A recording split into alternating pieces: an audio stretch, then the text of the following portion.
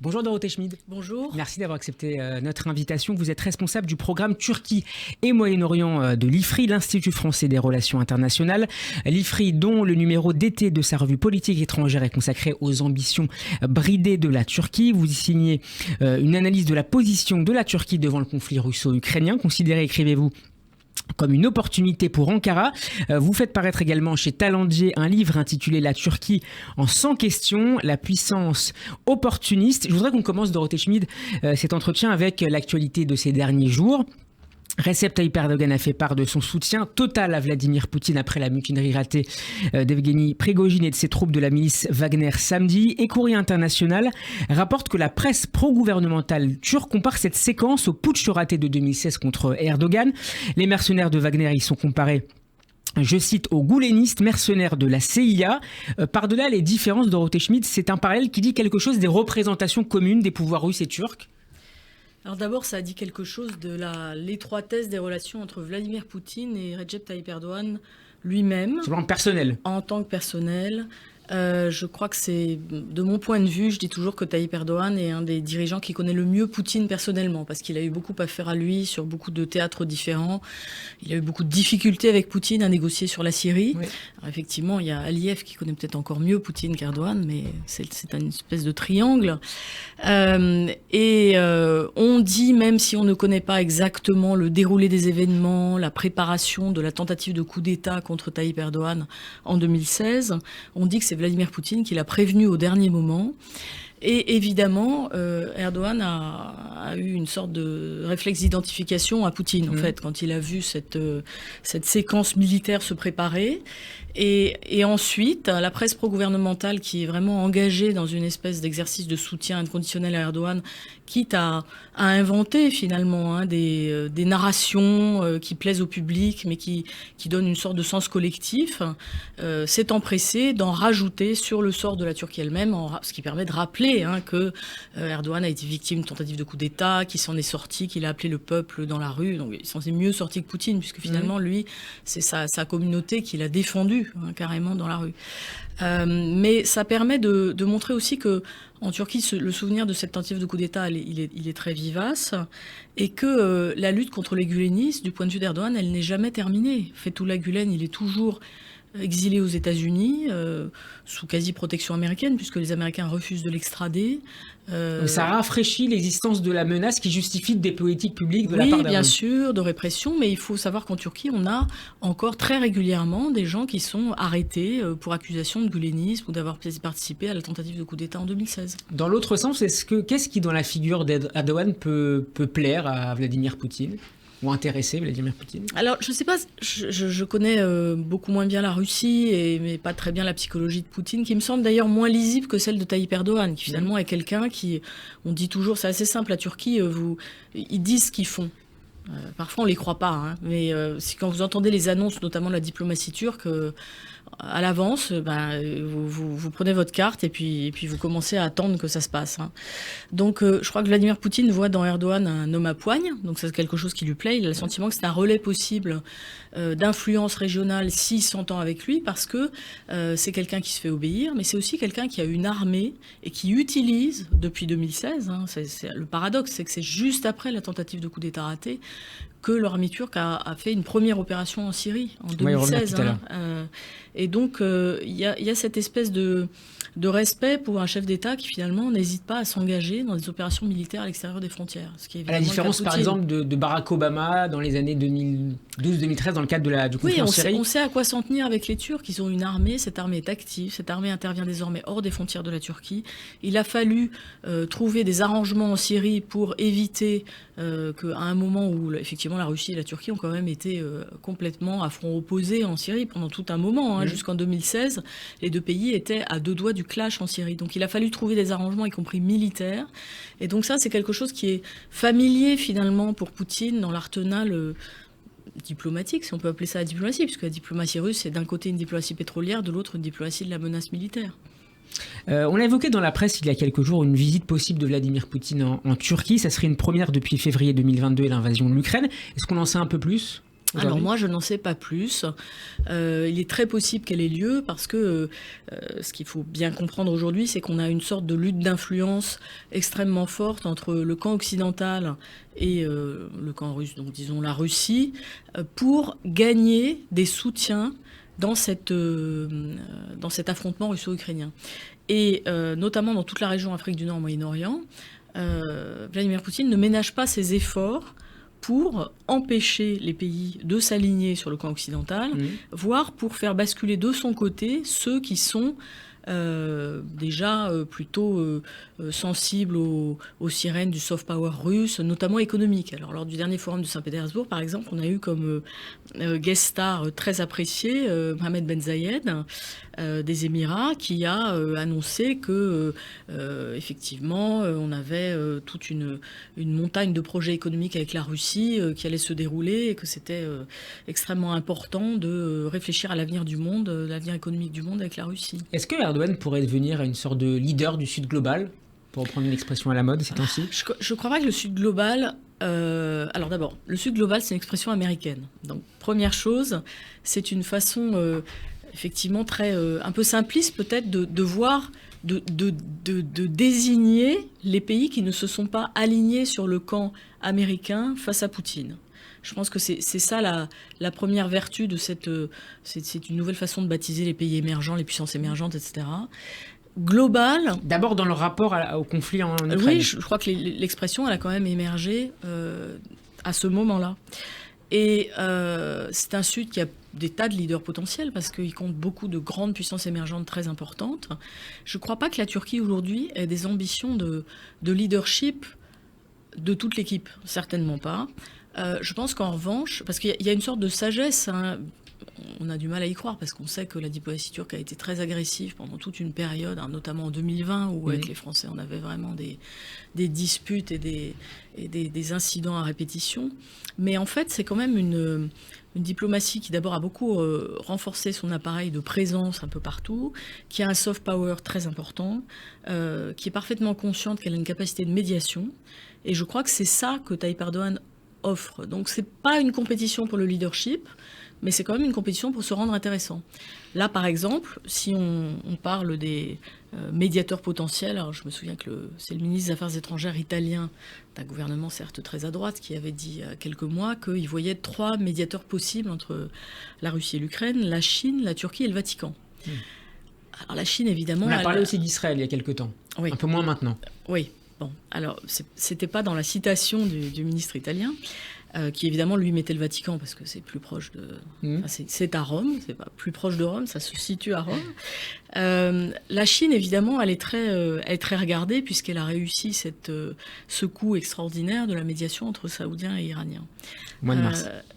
Mais avec assez peu de contenu, parce que c'est pas ça que demandaient les Saoudiens et les Iraniens. Ils avaient juste besoin d'un parrainage extérieur qui soit assez peu invasif finalement. Et c'était ça, à mon sens, qu'offrait la Chine par rapport à la façon dont les Américains se conduisent, par exemple, avec leurs partenaires de la région, qui sont quand même extrêmement directifs, qui sont quand même très impliqués sur le fond des dossiers. La Chine, elle veut montrer qu'elle a une préoccupation pour le Moyen-Orient, qui est qu'elle veut mettre les pays de son côté, elle veut mettre les régimes de son côté, elle est plutôt stabilisatrice, hein, c'est pas du tout une Chine révolutionnaire, elle a des gros enjeux économiques. Bon. La Turquie, elle veut montrer qu'elle a une capacité politique de compréhension de ces pays et de les faire s'entendre. Et c'est un exercice de rachat, presque, je dirais, par rapport à toute cette période. On a beaucoup dit que la Turquie était brouillée avec tous ses voisins, qu'elle engageait des opérations militaires un peu partout, que c'était un pays qui était fauteur de troubles dans toute la région. Donc maintenant, on a vraiment un enjeu pour Erdogan qui est de montrer qu'il est faiseur de paix, surtout dans son dernier mandat. Est-ce que de ce point de vue, Dorothée Schmid, la Chine concurrence la Turquie dans ses ambitions d'être une puissance médiatrice? Alors, ils ne jouent pas du tout sur le même tableau. Les Turcs en sont parfaitement conscients. Ils n'ont pas tellement de relations avec les Chinois en réalité. Ce n'est pas un pays qui joue dans leur ligue. C'est pas les mêmes dimensions, donc ils en sont très conscients. En revanche, ça les intéresse beaucoup d'avoir une proximité avec toutes les puissances importantes de la Méditerranée et du Moyen-Orient. Donc ça veut dire les États du Golfe que sont le Qatar, dont on sait bien que c'est un allié proche de la Turquie, les Émirats avec lesquels ils se sont réconciliés, l'Arabie Saoudite avec laquelle ils se sont réconciliés au prix de enterrer notamment l'affaire Khashoggi complètement, Israël avec laquelle ils se sont réconciliés, l'Égypte avec laquelle ils ont énormément de mal à rattraper le coup. C'est-à-dire que vraiment, c'est encore l'Égypte qui traîne les pieds pour se réconcilier avec la Turquie parce qu'elle en veut toujours du soutien aux frères musulmans.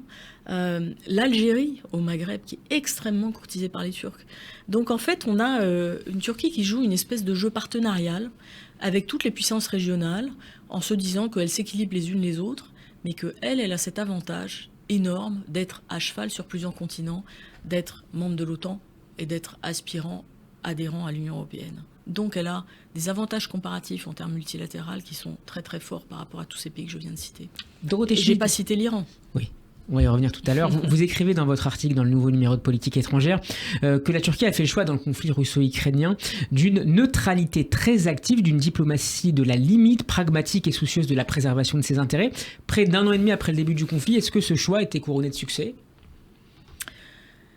Alors d'abord, je dois dire qu'au début du conflit, je me suis dit que ça ne tiendrait pas. Vraiment, j'ai passé quelques mois à me dire, bon, les Turcs vont être obligés de s'aligner sur le camp occidental. En réalité, ils ont donné des gages. Donc, vous vous souvenez qu'ils avaient un partenariat stratégique avec l'Ukraine avant le début du conflit. Donc, ils ont donné et vendu des drones à l'Ukraine. On avait un partenariat pour permettre à la Turquie de surmonter tous ces manques, les manques de son industrie de défense en fabriquant des moteurs d'avions avec l'Ukraine. Donc, on avait quand même un engagement stratégique de ce côté-là. Mais une relation avec la Russie qui est énorme, multidimensionnelle, alors économique parce que la Russie fournit à peu près les 2/3 de l'énergie dont la croissance turque a besoin pour maintenir son petit niveau, parce qu'on est quand même dans un pays qui est dans une crise économique dont on ne voit pas la fin pour le moment. Des touristes russes qui sont le premier contingent de touristes annuel en Turquie, donc très important aussi pour l'économie turque. Et puis tous ces dossiers stratégiques sur lesquels la Turquie et la Russie se sont rencontrés. Donc on a déjà parlé de la Syrie, on peut parler de la Libye. On a le Caucase dans lequel la Turquie était venue chatouiller un petit peu la Russie sur le conflit arméno-azerbaïdjanais en venant très fortement en soutien à l'Azerbaïdjan dans son opération, dans son offensive victorieuse contre l'Arménie en 2020. Donc beaucoup de dossiers très concrets avec la Russie. Et puis cette espèce de positionnement partagé de puissance alternative qui a un problème avec l'Occident tout en étant en relation avec l'Occident. Alors évidemment c'est très différent puisque la Turquie elle est membre, comme je disais tout à l'heure, de ces clubs occidentaux. C'est comme ça qu'elle appelle l'Union européenne, elle l'appelle un club chrétien. C'est pour ça que le club chrétien ne veut pas de la Turquie, parce que la Turquie est musulmane. Il y a toujours cette ambition de rejoindre un jour l'Union européenne. Alors, ça c'est un sujet. La Turquie présente depuis 10 ans l'Union européenne comme un objectif stratégique. Alors moi je me demande en ce moment si c'est toujours un objectif stratégique. Bon. Mais en tout cas, au bout d'un moment, ce qu'on a vu se dérouler, c'est que d'abord il y a beaucoup de pays qui n'ont pas pris parti pour le camp occidental. Beaucoup de ces pays sont des pays qui se situent dans la région de la Turquie avec laquelle elle a des relations importantes, notamment tous les pays du Golfe. Et la Turquie a reçu des bénéfices économiques de ce non-alignement parce qu'elle a été choyée par les Russes. C'est-à-dire que Poutine lui accorde des délais de paiement sur le gaz qui ont permis à Erdogan d'exonérer tout un tas de familles pauvres pour gagner les élections au mois de mai dernier. On a évidemment toujours des touristes russes qui peuvent aller en Turquie. La Turquie n'applique pas les sanctions contre la Russie. Donc en fait, elle fait du commerce de contournement, c'est-à-dire qu'elle relabellise dans tout ce qui passe par ses ports des produits russes qui normalement ne peuvent pas être achetés à l'extérieur. Donc la Turquie, elle a une position géographique absolument unique pour servir de lieu de transit, mais aussi de trafic dans toutes les crises. Et ce qui m'avait beaucoup frappé au tout début du conflit russo-ukrainien, c'est que tous les éditorialistes turcs faisaient la comparaison avec la Seconde Guerre mondiale. Et que c'était ça leur point de référence. Pourquoi ? Parce que la Turquie est restée neutre jusqu'en février 1945. La Turquie a déclaré la guerre à l'Allemagne nazie au moment où tout le monde avait compris que l'Allemagne allait perdre la guerre. Et elle a été courtisée pendant toute la guerre, d'un côté par les nazis, de l'autre côté par les alliés. Parce que c'était... sans jugement moral, hein, sans identification des Russes aux nazis. Oui. C'était vraiment une question d'opportunité à la fois de protection du territoire turc, tout simplement. Ce n'est pas notre guerre, donc nous n'avons pas à nous engager politiquement d'un côté ou de l'autre, même si les Turcs, en réalité, ont condamné la Russie. C'est ça qui est le plus extraordinaire, c'est que d'une main, ils condamnent l'offensive russe, sans appliquer les sanctions. Ils n'ont jamais reconnu l'annexion de la Crimée non plus, parce qu'évidemment la Crimée c'est les Tatars, c'est aussi un dossier historique contentieux avec la Russie, mais ils n'appliquent pas les sanctions. Ils avaient dit dès le départ qu'ils garderaient leur espace aérien ouvert à la Russie, et donc c'est devenu une espèce de poumon finalement pour la Russie. C'est un peu comme Dubaï pour les oligarques. En Turquie, sur la côte égéenne et méditerranéenne, on a plein d'oligarques qui sont allés installer leurs yachts pour éviter qu'ils soient saisis dans les pays qui appliquent les sanctions. Donc on a eu très vite une espèce de symbiose comme ça grise qui s'est installée entre la Russie et la Turquie et qui s'est assortie d'initiatives d'annonces diplomatiques un peu plus fortes de la part de Poutine, qui par exemple a proposé à la Turquie d'organiser un hub énergétique pour approvisionner l'Europe. Il se voit à l'été 2022, Poutine dit « mais moi si j'étais européen, je remercierais les Turcs parce qu'il y a encore un peu de gaz russe qui passe en Europe, heureusement parce qu'il y a la Turquie, mais ce qu'il faut c'est qu'on fasse en Turquie un très gros hub de redistribution qui va permettre d'approvisionner toute l'Europe en gaz russe ». Il annonce ça au moment où c'est l'été, ça fait quelques mois qu'on applique les sanctions, on ne sait pas encore ce qui va se passer l'hiver suivant parce qu'on sait qu'on est ultra dépendant au gaz russe. Est-ce à dire que la Turquie se satisfait finalement de la situation présente de crise, puisqu'elle en tire beaucoup d'opportunités? Voilà, c'est ça. Alors, c'est pour ça aussi qu'effectivement, on a refait les 100 questions sur la Turquie, qui sont sorties juste avant les élections au mois de mai dernier. Mais alors, je dois vous dire que ce cas a été entièrement refait vraiment avec moult difficultés. Parce qu'on a eu la crise russo-ukrainienne, qui changeait beaucoup de choses du point de vue diplomatique pour la Turquie. On a eu ensuite le tremblement de terre en Turquie au mois de février. Donc ça nous fait des chocs consécutifs que la Turquie arrive à absorber d'une manière que je trouve assez étonnante. Alors qu'elles auraient pu déstabiliser le pouvoir d'Erdogan, oui, c'est ça? Absolument.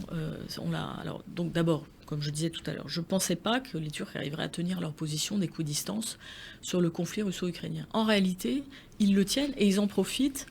Ils sont appréciés à la fois des Ukrainiens et des Russes. Ils sont considérés comme le pays auquel les deux leaders, Zelensky et Poutine, font confiance le jour où on aura besoin de bons offices. Et ils se proposent depuis le tout début de la crise, quelques semaines après le déclenchement de l'offensive russe, on a un très grand forum diplomatique qui a lieu tous les ans à Antalya en Turquie, qui est un forum où se pressent les chefs d'État du monde entier. Et les Turcs disent tout de suite, on va faire une initiative de paix. Et ils font en sorte d'avoir des diplomates russes et des diplomates ukrainiens. Et ils voudraient les voir se rencontrer. Et ils voudraient arriver avec des propositions concrètes. Bon, ça ne marche pas, mais ils communiquent néanmoins très activement là-dessus. Et à chaque fois qu'Erdogan parle au téléphone avec Vladimir Poutine, c'est un peu comme Emmanuel Macron, sauf qu'il lui parle beaucoup plus souvent, il le fait savoir. Et Vladimir Zelensky fait savoir aussi très régulièrement qu'il compte sur la Turquie. Et j'ai eu récemment une discussion que j'ai trouvée assez fascinante avec une collègue analyste ukrainienne, à qui je posais la question de cette équidistance dont beaucoup d'Occidentaux, beaucoup d'Atlantistes considèrent qu'en réalité elle est pro-russe. Donc je pose la question à une analyste ukrainienne qui travaille dans un think tank britannique, et elle me dit la Turquie est à 60% pour l'Ukraine, à 40% pour la Russie.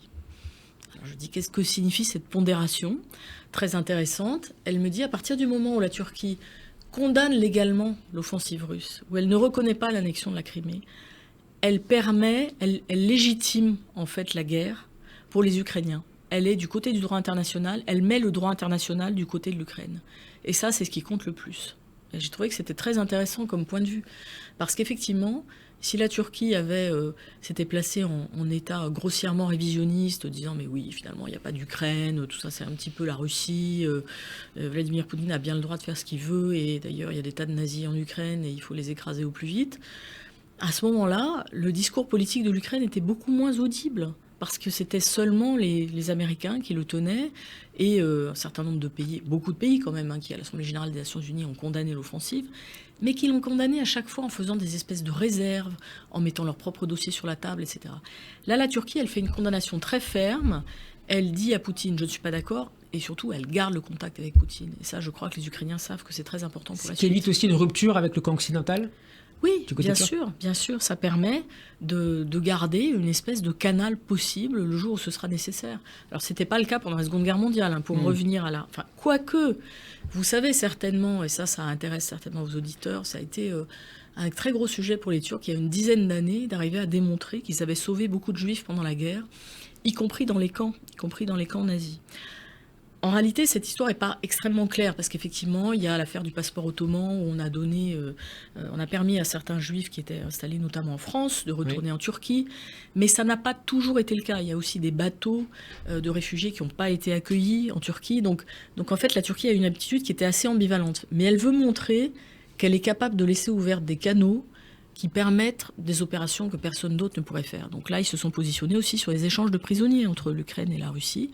Et puis, ils ont fait ce fameux deal sur l'exportation des céréales ukrainiennes. C'est-à-dire qu'ils ont quand même réussi à s'entendre avec les Russes pour permettre que passent des bateaux de blé ukrainien à destination des pays du Sud, pas global, du Sud, du Moyen-Orient et de l'Afrique particulièrement, extrêmement dépendants qui sont très dépendants de ces notamment le cas d'Égypte, je crois. Oui, absolument, mais c'est aussi le cas du Liban, c'est le cas de beaucoup de pays africains, et donc la Turquie a pu aussi se donner une image très positive du point de vue de la solidarité internationale. Dans quelle mesure cette neutralité active de la Turquie dans ce conflit peut être rapprochée de celle d'Israël, qui est peut-être plus contrainte dans ce conflit? Je pense qu'Israël a beaucoup plus d'inquiétudes liées à ce conflit parce que Israël a cette contiguïté avec les crises du Moyen-Orient sur lesquelles la Russie a en partie la main. Et donc on a mécaniquement, par le fait que la Russie soit complètement concentrée sur son offensive en Ukraine, elle délaisse en partie d'autres dossiers. Donc on a des effets en cascade en Asie centrale, où certains pays disent que finalement le parapluie sécuritaire russe, c'est pas quelque chose de spécialement indispensable et qu'effectivement ils peuvent être sensibles aux offensives diplomatiques de la Turquie.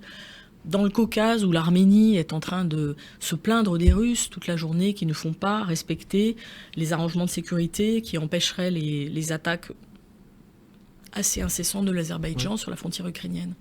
Et puis en Syrie, évidemment, surtout depuis qu'on a eu ce rapprochement saoudo-iranien, on a l'impression qu'on a vraiment une tectonique des plaques qui est encore en train de se remettre en branle. Et c'est évidemment extrêmement inquiétant pour Israël parce que que va faire l'Iran si l'Iran n'est plus contenu?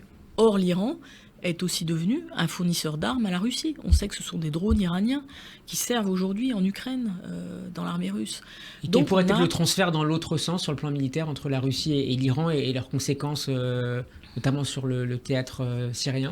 Effectivement, on a un sujet sur les contreparties, ça c'est quand même très compliqué, mais je pense qu'il ne faut pas voir le dossier iranien, même si c'est évidemment une tentation quand on est en Israël, comme uniquement aimanté par Israël. Il y a pour l'Iran un enjeu de réintégration régionale qui est très important, et qui fait que les relations avec la Chine sont très importantes, les relations avec la Russie sont très importantes, les relations avec l'Arabie Saoudite qui sont en train de s'améliorer sont extrêmement importantes parce qu'il faut éviter un conflit et que les deux pays ont conscience du fait que ce conflit les aurait amenés à, peut-être pas l'apocalypse, mais à un conflit très long qui leur aurait coûté très cher.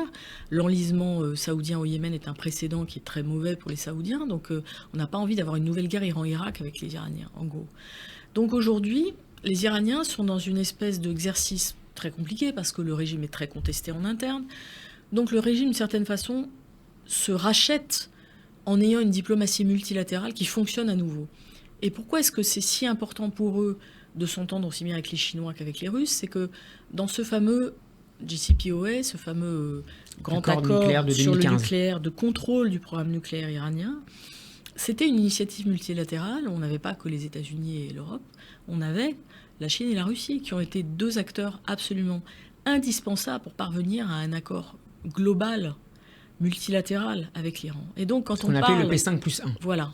Quand on parle de revivifier, de ranimer cet accord, quand on spécule sur la capacité de la diplomatie américaine à faire revivre cet accord, on oublie que c'était un équilibre qui impliquait aussi la Chine et la Russie. Et que donc aujourd'hui, évidemment, la Russie, elle joue le spoiler, elle a très envie de montrer aux Américains qu'elle n'est pas du tout prête à rendre aucun service. Donc d'une certaine façon, je pense que pour le moment, comme retour de service, le simple fait pour les Russes de montrer que eux, en tant que puissance, valorisent l'Iran, qu'ils le valorisent en Syrie, mais qui peuvent le valoriser dans d'autres contextes éventuellement. Je pense que pour le moment, ça déjà, c'est très important pour le régime iranien. Vous parliez de diplomatie multilatérale. Quelles sont les ambitions turques dans le cadre d'une éventuelle réorganisation du Conseil de sécurité de l'ONU? Est-ce qu'elle ambitionne d'avoir un jour un siège de membre permanent? Oui, la Turquie, elle est sur Tayyip Erdogan en particulier, il est sur la remise à plat des institutions internationales. Donc évidemment, il est sur cette ligne de l'ONU ne représente plus le monde actuel. La Turquie a déjà été membre non permanent du Conseil de sécurité. Ça, c'était à l'ère de Davutoglu, le grand ministre des Affaires étrangères de Tayyip Erdogan, de la diplomatie, qui a été l'architecte du retour de la grande diplomatie turque, du retour de la fierté turque et du soft power turc, parce que Davutoglu, ça se confond aussi avec la période pré-militaire de la Turquie, en réalité. Donc c'était aussi un truc qui est quand même assez fascinant, c'est que les Turcs arrivent à enseigner le turc à beaucoup de gens. Ils donnent des bourses à des étudiants africains qui viennent en Turquie pour apprendre le turc. Anecdote, au moment du tremblement de terre, j'ai une amie qui est partie faire de l'humanitaire à Antakya, à Antioche, et qui s'est retrouvée avec un interprète qui était un jeune garçon béninois qui étudiait à l'université d'Adana le turc, qui était un étudiant en économie, en statistique, et qui donc leur a servi d'interprète français-turc. C'est quand même, on a une espèce de capacité d'extension du soft power turc tout à fait intéressante, à travers aussi le Conseil des États turciques, qui est cette sorte d'organisation de clubs de pays turcophones qui s'étend vers l'Asie centrale. Donc la Turquie, je crois qu'aujourd'hui, elle a un enjeu de montrer qu'elle peut être une puissance responsable à l'échelle internationale. Bon, ceci étant dit, les dernières élections ont montré quand même un retour de nationalisme. C'est vraiment le commun dénominateur de tous les partis, de tous les programmes de tous les partis pour cette campagne, y compris au second tour. Kemal Kılıçdaroğlu, qui était le challenger de Tayyip Erdogan, est parti dans une espèce de surenchère hyper nationaliste, très dure, parce qu'il avait l'impression que c'était la seule façon dont il pourrait récupérer des électorats qui allaient voter autrement pour l'AKP. Donc on a l'impression qu'on est quand même dans un contexte en Turquie de retour d'hypernationalisme. Quel type d'hypernationalisme? Est-ce que c'est un simple patriotisme, ce patriotisme toujours un peu paranoïaque qu'ont les Turcs sur la protection des frontières de la Turquie, parce qu'ils sont obsédés par le fait que le pays pourrait être démantelé, parce que c'est ça qui s'est passé, le démantèlement de l'Empire ottoman, puis l'occupation de l'Anatolie par des troupes européennes au lendemain de la Première Guerre mondiale. Est-ce que c'est un nationalisme d'expansion? Et quels sont les lieux d'expansion? Il faut quand même rappeler que les Turcs sont toujours présents sur le territoire syrien, qui n'ont apparemment pas l'intention de rentrer à la maison, ils ne l'annoncent pas vraiment. Ils ont des troupes également présentes en Libye, qu'on leur demande de rapatrier. Ils mènent des opérations de façon extrêmement régulière contre le PKK en Irak. Donc on a quand même aussi le sentiment que c'est un pays qui joue avec ses frontières et les frontières des autres de manière... quand même un peu pour rétablir les frontières passées. Et voilà, ça c'est une question, parce qu'effectivement, quand on voit les Turcs intervenir en Turquie, en Syrie ou en Irak, on a aussi des milieux ultranationalistes turcs qui vous disent que Mossoul est une ville turque, que Alep est une ville turque. Donc on a toujours cette interrogation en arrière-fond sur la doctrine diplomatique de la Turquie, jusqu'à quel point est-ce qu'elle est révisionniste. Je parlais tout à l'heure d'une sorte de complicité révisionniste quand même entre la Russie et la Turquie. Donc moi je parie sur plutôt une puissance de stabilisation, mais je ne peux pas vous dire que la succession d'événements de rupture que nous avons pris, nous analystes et le simple citoyen, dans la figure depuis 1 an et demi, nous aide vraiment à prévoir l'avenir. Merci beaucoup Dorothée Schmid d'avoir été avec nous pour ce dialogue pas tout à fait passionnant à l'occasion de la sortie d'une part du nouveau numéro de Politique étrangère consacré aux ambitions bridées de la Turquie, mais aussi de votre livre La Turquie en 100 questions, la puissance opportuniste, publié aux éditions Talendier dans la collection Texto. Très bon après-midi à vous. Merci.